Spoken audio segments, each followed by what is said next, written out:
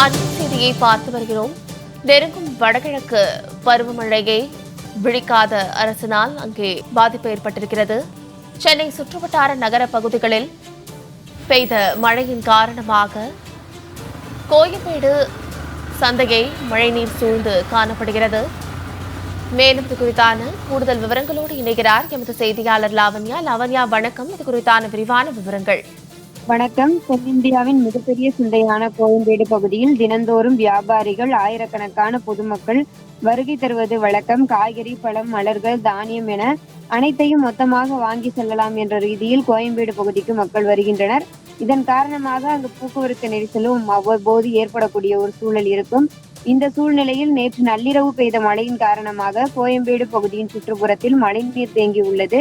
குறிப்பாக கோயம்பேடு பகுதியிலிருந்து மெட்ரோ செல்லும் மார்க்கத்தில் மழைநீர் குளம் போல் தேங்கி நிற்பதால் வாகன ஓட்டிகள் மற்றும் பொதுமக்கள் அவதியடைகின்றனர். தேங்கி இருக்கும் மழை நீரை வடிய வைக்க வேண்டும் அல்லது அப்புறப்படுத்த வேண்டும் என்பது வியாபாரிகள் மற்றும் பொதுமக்களினுடைய கோரிக்கையாக உள்ளது. விரிவான விவரங்களுக்கு நன்றி லாவண்யா.